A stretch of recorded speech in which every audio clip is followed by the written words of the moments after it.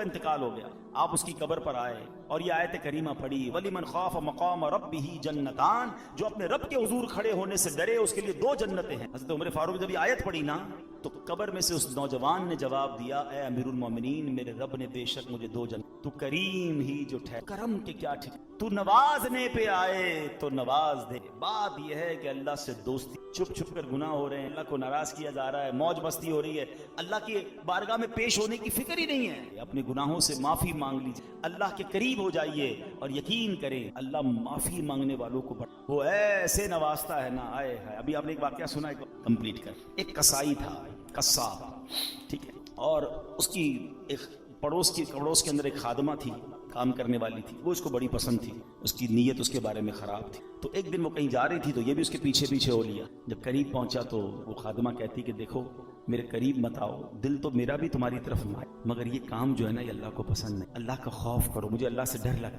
اس نے سوچا کہ جب تم خادمہ ہو کر، ایک غریب عورت ہو کر اللہ سے ڈر رہی ہو، مجھے زیادہ ڈرنا چاہیے۔ اس نے اس عورت کو چھوڑ دیا اللہ کے ڈر سے، کوئی دیکھنے والا نہیں تھا، they were both alone there، مگر اللہ کے خوف سے۔ لیکن اب جب واپس آنے لگا نا تو راستے میں بڑی گرمی تھی، پانی دور دور تک نہیں تھا، پیاس سے نڈھال ہو گیا، اس سے مرنے کے قریب ہو گیا۔ ایک اور شخصیت وہاں سے گزرے، کہا آپ کون ہیں؟ کہ میں فلاں نبی کا قاصد ہوں۔ ایک نبی علیہ السلام کے ساتھ رہتے تھے اور ان کے قاصد تھے، پیغام پہنچا، وہ بھی پیاسے تھے۔ کہا آپ کا حال کیا؟ کہ میں بھی بالکل پیاسا ہوں۔ کہ چلیں حضور دونوں مل کے دعا کریں۔ تو وہ جو نبی علیہ السلام کا قاصد تھا کہ تم بھی دعا کرو میں بھی دعا کرتا ہوں۔ کہا میں تو گناہ گار آدمی، کسائی ہوں، آپ اللہ کے نبی کے ساتھ رہتے ہیں، آپ دعا کریں۔ انہوں نے دعا کی، انہوں نے آمین کہنا شروع کی، تھوڑی دیر ہوئی تو ایک بادل آیا، بڑا کالا سا، بڑا ٹھنڈی ہواؤں والا۔ ان دونوں کو سکون ہو گیا، کہا چلو چلتے ہیں، اب پانی تلاش کر، ریلیکسیشن تو ہو گئی۔ تھوڑا آگے گئے تو اب راستہ دونوں کا ٹرن ہونے لگا۔ تو جو اللہ کے نبی کے قاصد تھے وہ مثال کے طور پر رائٹ ٹرن ہوئے، یہ کسائی کو لیفٹ ٹرن ہونا تھا، یہ قصاب لیفٹ ٹرن ہوا، بادل اس کے ساتھ۔ اللہ کے نبی کے قاصد نے کہا تم تو کہتے تھے عام سا آدمی ہوں، کوئی نیک عمل نہیں، تمہارے ساتھ تو بادل جا رہا ہے۔ کہا واقعی کوئی نیک عمل نہیں ہے، بس آج ایک واقعہ ہوا، گناہ کرنے جا رہا تھا، میں تو غلط آدمی ہوں، برا کام کرنے گیا۔ ہاں یہ بات ضرور ہے کہ موقع ملا تو اللہ کا خوف آ گیا، میں اس لیے پیچھے آ گیا۔ وہ اللہ کے نبی کے قاصد کہہ کے توبہ کرنے والوں پر رب ایسے ہی انعام فرما۔ آئے ہم گناہ کریں، اسے ناراض کریں اور توبہ کر لیں تو وہ کیسے معاف فرما۔ حضرت موسیٰ علیہ السلام کے دور پہ ایک گاؤں میں بارش نہیں ہو رہی، گاؤں والوں نے کہا کہ چلو مل کے دعا کریں۔ حضرت موسیٰ بھی ہیں، کلیم اللہ بھی ساتھ ہے، 70,000 لوگ جمع ہو گئے، دعا شروع ہوئی، حضرت موسیٰ دعا کرا رہے ہیں، ایوریبڈی ایکسپیکٹنگ کہ اللہ کے نبی ساتھ ہے، کلیم اللہ ہے، بارش تو ہونی ہے، اتنا بڑا مجمع ہے، نو رین، نو کلاؤڈ، بالکل کلین اسکائی۔ حضرت موسیٰ نے کہا اللہ میں دعا کر رہا ہوں، اتنے لوگ آمین کہہ رہے ہیں، بارش نہیں ہو رہی۔ فرمایا موسیٰ اس پورے مجمع میں ایک بندہ ہے جو پچھلے 40 سال سے مجھے ناراض کر رہا ہے، جب تک وہ بندہ اس مجمع میں ہے نا بارش نہیں ہونی۔ تو حضرت موسیٰ نے کہا اللہ میں اس بندے تک کیسے یہ بات پہنچاؤں؟ کہ تو کھڑے ہو کر اعلان کر، تیرا کام آواز لگانا، پہنچانا میری ذمہ داری۔ حضرت موسیٰ کھڑے ہو گئے، آپ نے کروایا اے وہ شخص جو 40 سال سے اللہ کی نافرمانی کر رہا ہے، تیری وجہ سے بارش نہیں ہو رہی، تو نکل جائے اس مجمع سے۔ اب وہ بندہ تو تھا اس کے اندر، اب وہ کبھی دائیں دیکھے کبھی بائیں دیکھے کہ شاید کوئی کھڑا ہو جائے گا، شاید کوئی نکلے گا، کوئی نہیں نکلا۔ وہ سمجھ گیا بات میری ہو رہی۔ اب وہ سوچنے لگا کہ میں کھڑا ہو گیا تو پورے شہر کو پتہ چل جائے گا کہ میں ہی وہ گناہ گار ہوں۔ اس نے پتہ کیا کیا، چادر اوڑی اور اللہ کی بارگاہ میں کہا جب ذلیل ہونے سے بچ، میں ہی وہ شخص ہوں، مانتا ہوں میں نے بڑے گناہ کیے مگر مولا آج میں ذلیل ہو جاؤں گا۔ لاجیکلی بتاؤ اس کا ذلیل ہونا بنتا تھا کہ جس بندے کی گناہ کی وجہ سے بارش نہیں ہو رہی اس کو تو کھڑا کر کے سب کو بتانا بنتا تھا نا۔ ہمارے ساتھ کوئی غلط کرے ہم کہتے ہیں یہ وہ آدمی ہے، اس نے میرے ساتھ کیا، اچھا تھوڑا سا مسئلہ کرے ہم زیادہ اس کو ذلیل کرتے ہیں، مگر میرے کریم کے کرم نوازی دیکھو وہ عیب چھپاتا کیسے ہے۔ وہ بندہ کہتا ہے مولا آج بچا لے۔ تھوڑی دیر ہوئی تو اللہ بندہ تو کوئی نہیں نکلا، بارش کیسے ہو گئی؟ اللہ فرماتا ہے موسیٰ کہتا اللہ بندہ تو دکھا، اب تو ملا دے تیرا دوست کون ہے۔ ہائے ہائے، پتہ کیا فرمایا رب نے؟ موسیٰ جب وہ میرا نافرمان تھا تب میں نے اسے ظاہر نہیں کیا، اب تو میرا دوست بن گیا، میں تجھے کیسے ظاہر کروں؟ یہ ہے میرا رب۔ کاش مجھے اور آپ کو سمجھ آ جائے، دنیا والوں کو میرا ایک ایپ پتہ چل جائے تو واٹس ایپ گروپ میں چلتے ہیں، سوشل میڈیا پہ چلتے ہیں، ویب سائٹوں پر اور اخباروں میں چلتے ہیں، مزے لیتے ہیں لوگ ہمارے ایپ کے۔ ارے دنیا کو تو پتہ ہی کچھ نہیں ہے جو میرے رب کو پتہ ہے۔ بچپن سے نافرمانیاں کر رہا ہوں، بچپن سے اسے ناراض کر رہا ہوں، چھپ چھپ کے گناہ کر رہا ہوں، وہ سب جانتا ہے۔ کیسا قریب ہے، صرف چھپا نہیں رہا، وہ صرف چھپاتا تھا وہ بھی بڑی مہربانی تھی، وہ عزتیں بھی دے رہا ہے، وہ نعمتیں بھی دے رہا ہے، وہ مجھے کھلا بھی رہا ہے، وہ مجھے بڑا بھی کر رہا ہے، مجھے رزق بھی دے رہا ہے، مجھے میری فیملی کا سکھ بھی دے رہا ہے، مجھے دولت بھی دے رہا ہے، کیونکہ دے تو وہی رہا ہے نا۔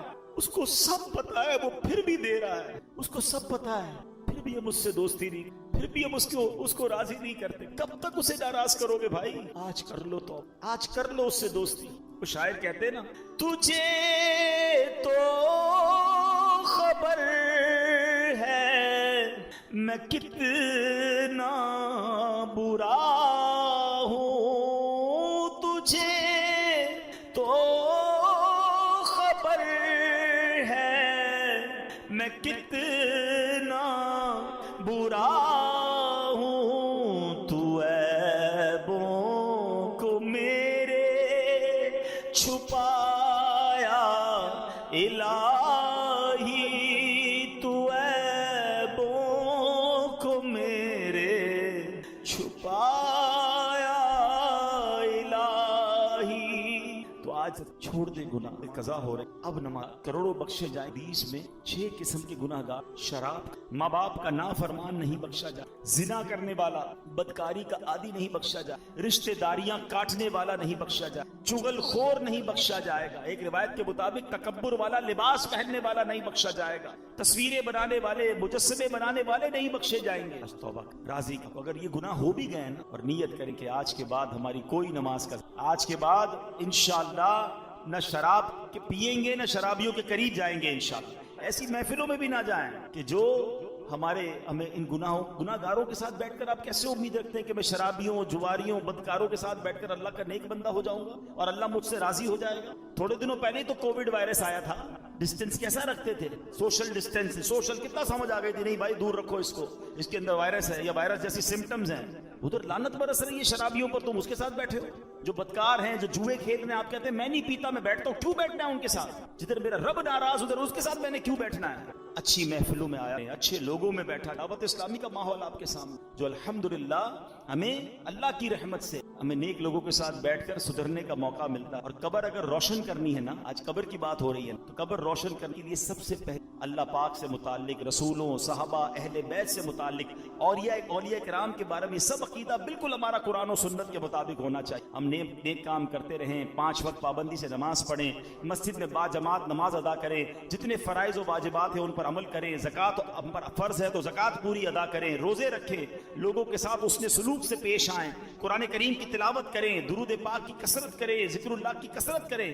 انشاءاللہ یہ سارے کام قبر روشن کرنے والے کام ہیں. اور سبحان اللہ، ایک اور بڑا پیارا عمل ہے، حدیث پاک میں آیا، ان الصدقہ لتطفئ علی اہلھا حر القبور، بے شک صدقہ کرنے والوں کو صدقہ قبر کی گرمی سے بچا. وانما یستظل المؤمن یوم القیامت فی ظل صدقات، اور بلا شبہ مسلمان قیامت کے دن اپنے صدقے کے سائے میں خوب صدقہ و خیرات کرنا. حدیث پاک میں آتا ہے، صدقہ برائیوں کے 70 دروازوں کو بند کر، صدقہ دینے والا قیامت کے دن اپنے صدقے کے سائے میں ہوگا. صدقہ گناہوں کو ایسے مٹا دیتا ہے جیسے آگ پانی کو. تو ان مہینوں میں خرچ قریب مسلمانوں پر، اپنے رشتہ داروں پر، اپنے ملازمین پر ذرا تھوڑی سی آسانی کریں. اچھا، ہم ایک بڑا جملہ آج کہنے لگ گئے، بھائی مشکل ہو تو مجھ سے مانگ لیں، چاہیے ہو تو مجھے بتا دینا. سفید آدمی بتا، میں آپ کو ایک فارمولا بتا دیتا ہوں، ویسے آپ کو بھی پتا ہے لیکن شاید وہ سمجھنے کے لیے لوگ تیار نہیں ہیں. جس کی بھی اس وقت 40-50 ہزار سے کم آمدنی ہے، ہینڈ ٹو ماؤتھ، وہ نہ بھی بتائے تو آپ اس کو دے دیں، اس کو ضرورت ہے.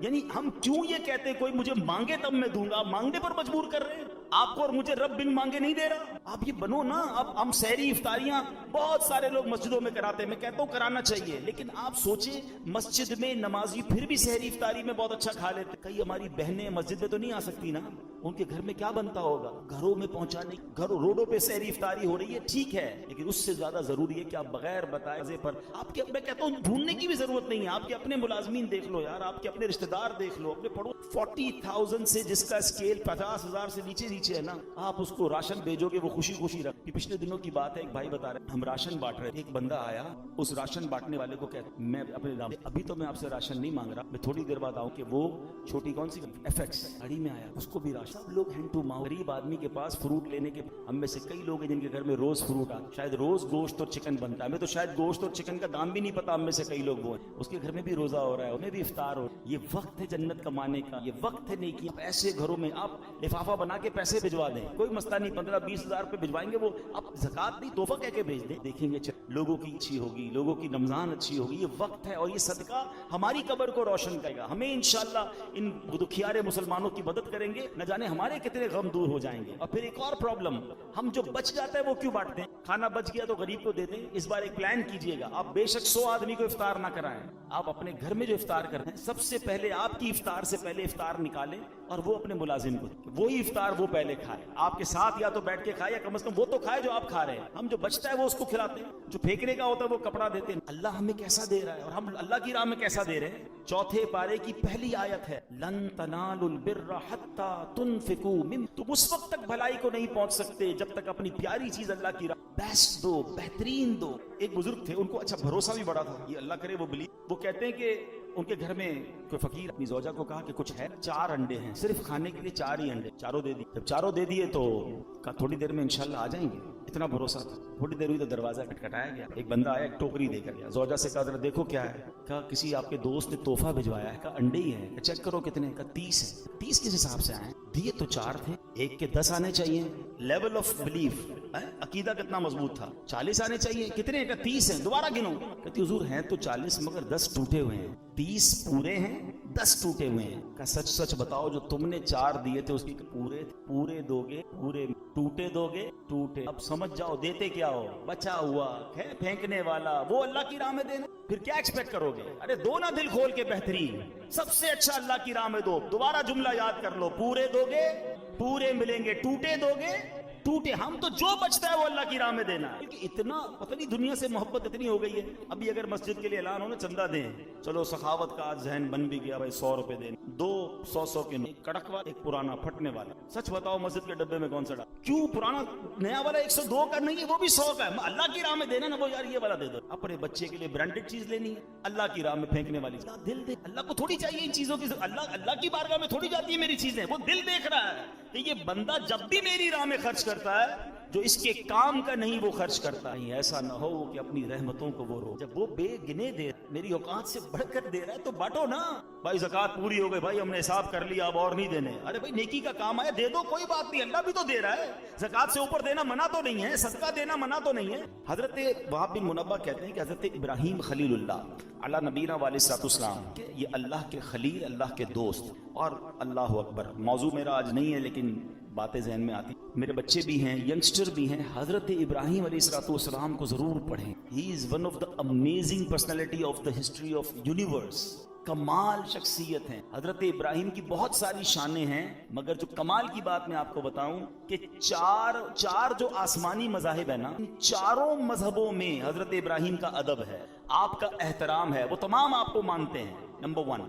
نمبر 2, آپ ابو الانبیاء ہیں. حضرت ابراہیم کے بعد جتنے نبی آئے وہ سب آپ کی اولاد میں سے, اس لیے آپ کو ابو الانبیاء بھی کہا جاتا ہے. بہرحال اب حضرت ابراہیم علیہ السلام کو حکم ملا کہ رخت سفر باندھیں, دنیا کا سفر کریں اور ہمارے عجائبات دیکھیں, اللہ کی قدرت کے نظارے دیکھیں. تو آپ نے رخت سفر باندھا اور روانہ ہو گئے. تو چلتے چلتے جب آپ ساحل سمندر کے قریب پہنچے تو وہاں آپ کو ایک غلام دکھائی دیا جو بکریاں لیے. حضرت ابراہیم علیہ السلام نے اس سے پوچھا کہ اے غلام, کیا تمہارے پاس پانی یا دودھ ہے؟ تو عرض کیا جی ہے, جو آپ کہیں آپ کو پیش کر دوں. آپ کو کیا چاہیے آپ بتائیے, پانی چاہیے دودھ چاہیے؟ تو حضرت ابراہیم نے کہا کہ پانی پلا دو. اس نے اپنا ڈنڈا اٹھایا اور قریبی چٹان کے پاس گیا, وہاں رک کر کچھ بولا. چٹان پر اس نے اپنا عصا مارا تو چٹان سے پی کا چشمہ جاری ہو گیا. حضرت ابراہیم کو اس نے پانی بھر کے پانی پلا دی. اچھا, حضرت ابراہیم نے بھی اپنا تعارف نہیں کرایا تھا کہ آپ کون ہیں. آپ نے پانی پیا اور حضرت سے غلام کو دیکھا تو اس نے غلام نے دیکھا کہ بڑے حیران ہو رہے تھے کہ آپ کو حیرانی کیوں ہو رہی ہے؟ کہا حیرانی نہیں ہوگی, تم نے جا کے لکڑی ماری, ڈنڈے ماری اور پتھر سے پانی نکل آیا. تو کہا میں آپ کو راز بتاؤں. کہا بتاؤ. کہ مجھے پتا چلا ہے کہ اللہ کے ایک نبی ہیں اور اللہ پاک نے انہیں اپنا خلیل بنایا, اور میں خلیل اللہ کے وسیلے سے جو بھی مانگتا ہوں نا اللہ مجھے عطا فرما دیتا ہے. میں بھی اس چٹان پر گیا تھا, میں نے اسی خلیل اللہ کا نام لیا تو پانی کا چشمہ آ گیا. حضرت ابراہیم نے کہا کہ میں ہی وہ خلیل اللہ جسے اللہ پاک نے خلیل بنایا. اللہ اکبر. یہ سن کر تو غلام کی خوشی کی انتہا نہیں رہی کہ میں تو روز جس کے وسیلے سے کام کر رہا ہوں وہ آج میرے سامنے آ گئے. وہ کہتے نا, وہ آئے ہمارے گھر خدا کی قدرت ہے, کبھی ہم ان کو کبھی اپنے گھر کو دیکھتے ہیں. دل ہی دل میں اپنی قسمت پر فخر کر رہا تھا. کہتے واقعی سچ بتا دیں آپ ہی خلیل اللہ. حضرت ابراہیم فرماتے ہیں ہاں میں ہی خلیل اللہ ہوں. اللہ اکبر.